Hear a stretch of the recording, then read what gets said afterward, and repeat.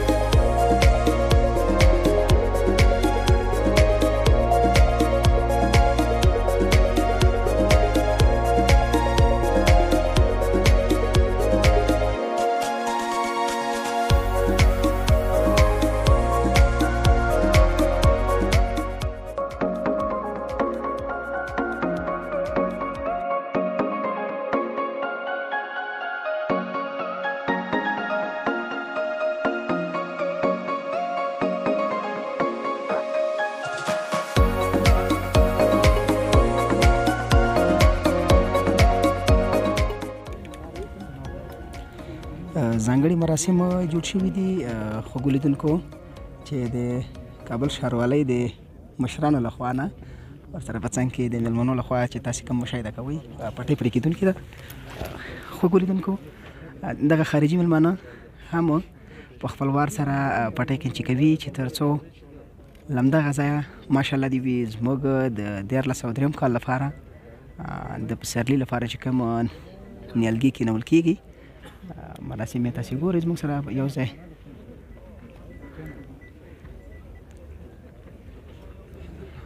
په تدریجي شکل باندې ټول مشران پټۍ پرې کوي. خوږو لیدونکو دغه چې مشاهده کوئ دا د خارجي میلمنو د جملې نه دي. خوږو لیدونکو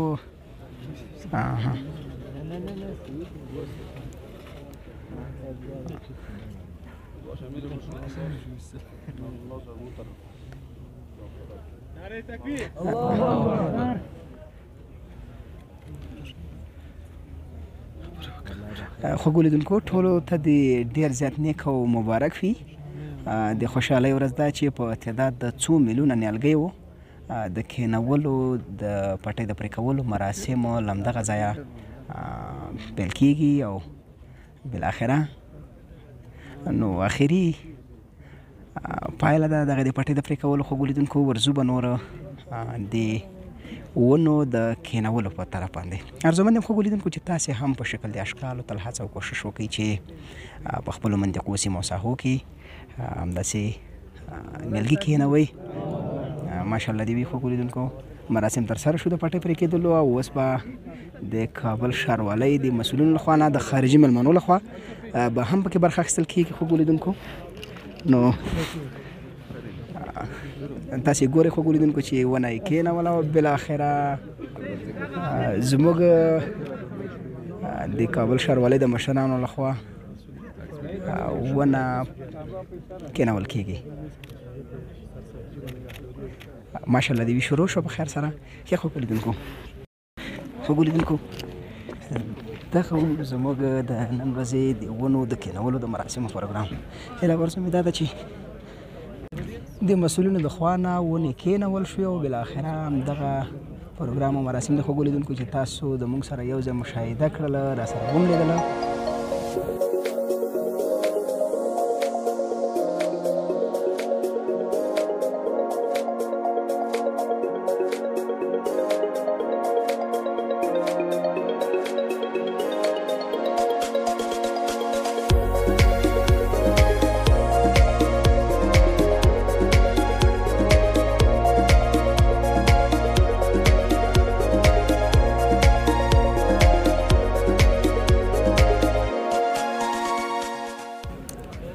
خوږو او زړه ته رانږدې لیدونکو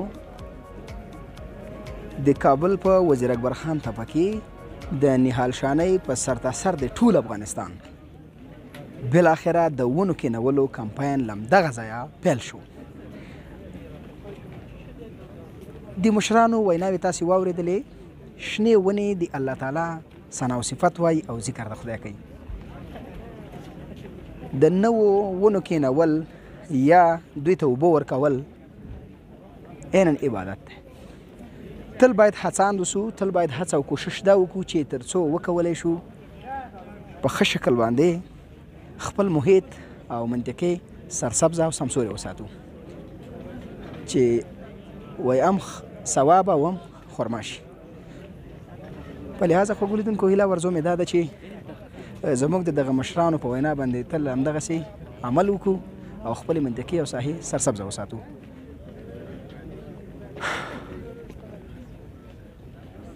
ارزومند یم خوږو لیدونکو چې زموږ خپرونه ستاسې د خوښې او د پام وړ ګرځېدلې وي. که مو زموږ چینل نوي سبسکرایب کړی ده کړئ، کومنټ شیر او سبسکرایب کړئ. ښکلي نظرونه مو راته په کومنټونو کې راولېږئ. تر یو بله خپرونې چې زه صهیب الله صافی سره د قدرمن ټیم ستاسې په درانه حضور کې حاضرېږم. تاسې په لوی بخښونکي خدای سپارم. هر چیرې چې یاست د سمسور آباد او سوکاله افغانستان په هیله. السلام علیکم ورحمة الله وبرکاته.